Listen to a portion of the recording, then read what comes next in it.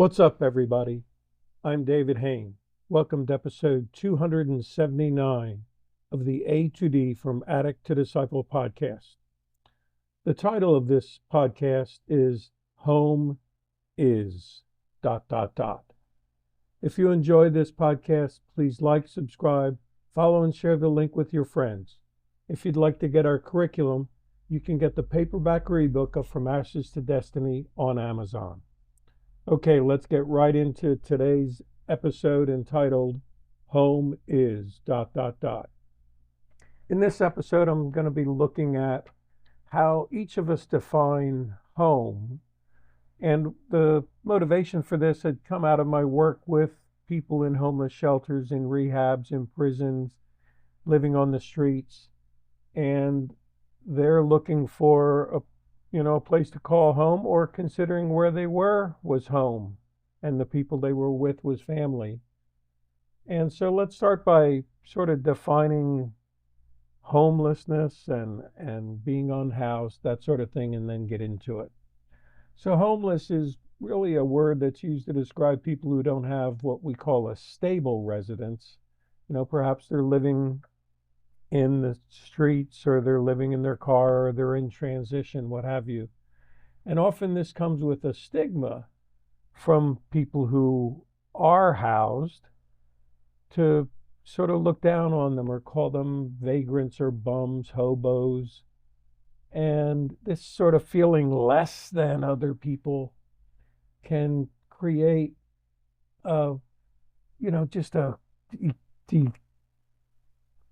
can create a collapse of self-esteem and a loss of desire to grow. And people settle in for just, say, finding a new place and not even using the word home, wherever that place is. And for people who work with people who are homeless, the politically correct term recently has been unhoused people. And this is used to say it's people experiencing homelessness, but they're unhoused right now, and they're still people, and we want to give them dignity and worth and all that.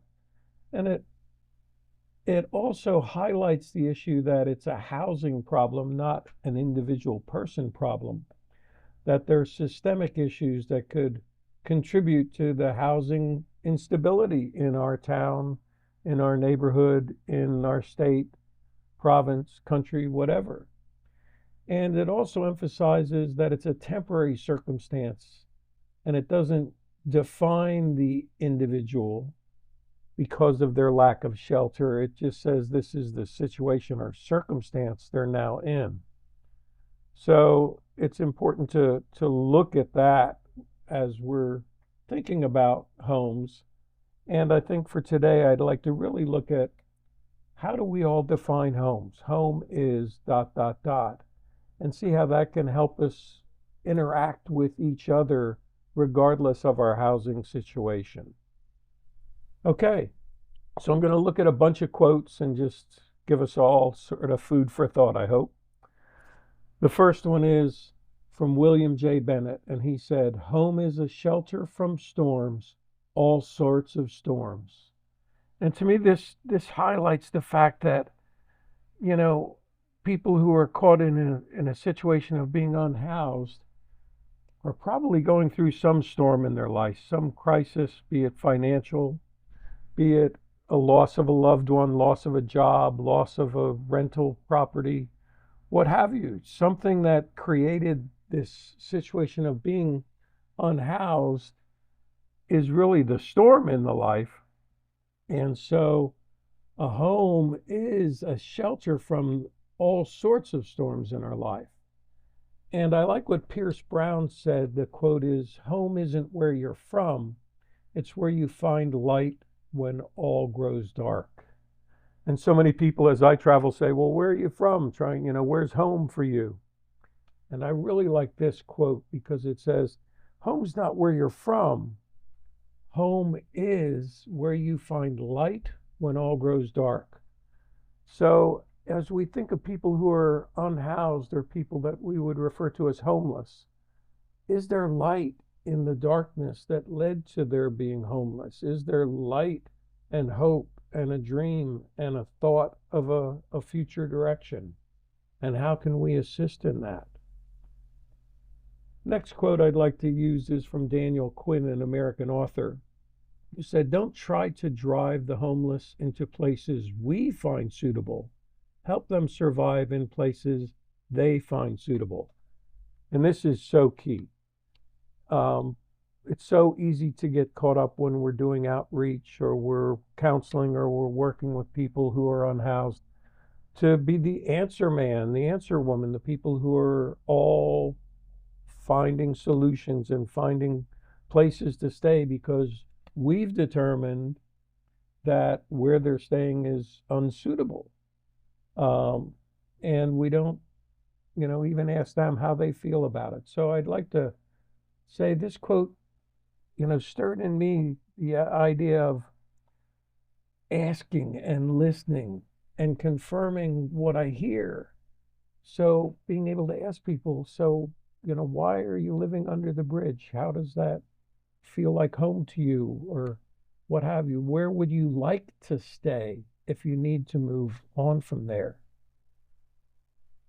And this ties into the quote by Christian Morgenstern, a German writer who wrote, "Home is not where you live, but where they understand you." And I think that's so important, sort of, as we think about the difference between a house and a home. Hopefully at home we're understood and people listen and they do care.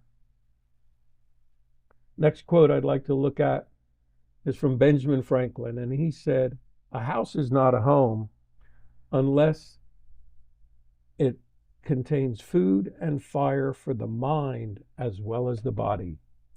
And this says to me, a house becomes a home when we are physically cared for, we're nurtured, we're fed, we're in good health. And if our physical health goes out of whack, there's people there to help take care of that, provide food and fire to keep us warm and healthy.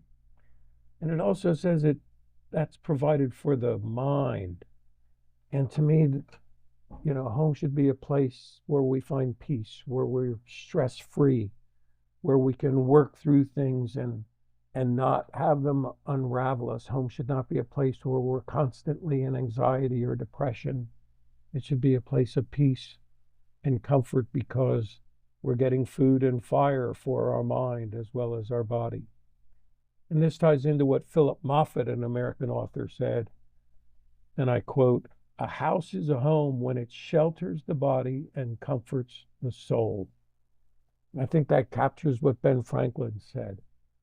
We really need not just a place to shelter our body to call home, but it should be a place that comforts our soul, where we can rest, relax, and be at peace. Next quote I'd like to look at is by Vernon Baker. And he said, "Home is where the heart can laugh without shyness. Home is where the heart's tears can dry at their own pace." And that's awesome to me. I really like that one. Home is where the heart can laugh without shyness. To me, that speaks of people who are doing life together, and your laughter is not seen as weird, and people are laughing with you, not just at you. But if you're laughing at yourself, they can laugh along with you in that too, where it's just no shyness. You can say what you want. You can make mistakes like everybody does because it's just human. And laughter is good medicine. And it also says home is where the heart's tears can dry at their own pace. And this is awesome to me because it really shows that the connection, the relationships in the home are sharing and caring. These people are really walking through life with you, and they're not telling you to just suck it up or get over it, but they're allowing your tears to dry at their own pace. Next quote I'd like to look at is by Khalil Gibran, who said, "Let your home be your mast and not your anchor." And I've never been a sailor, but I realize the mast is what holds the sails in place on a sailboat. It supports the sails, and the sails allow for the boat to move when the wind is favorable. And so to me, a home should be a place that allows us to move as the winds in our life are favorable.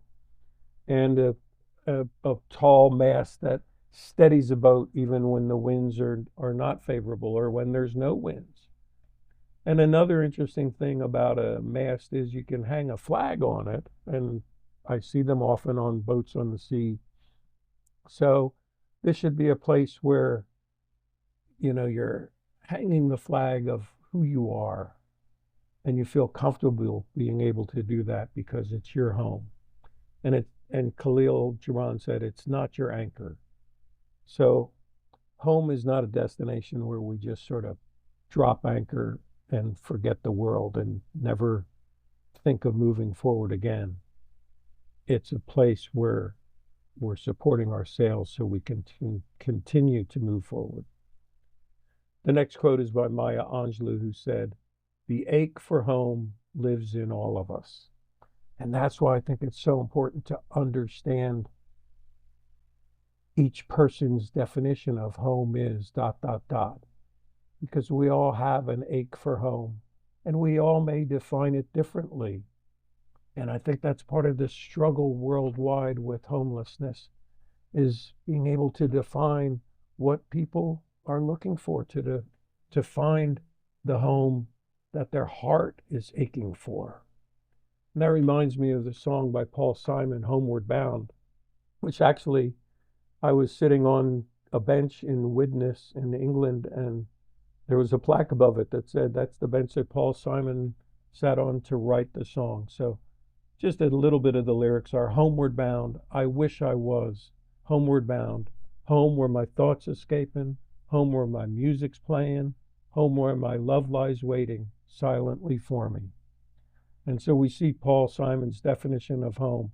It's home where his thoughts can be active. It's home when his music is there and he can play his music and express his creativity. And home is where he has love surrounding him there.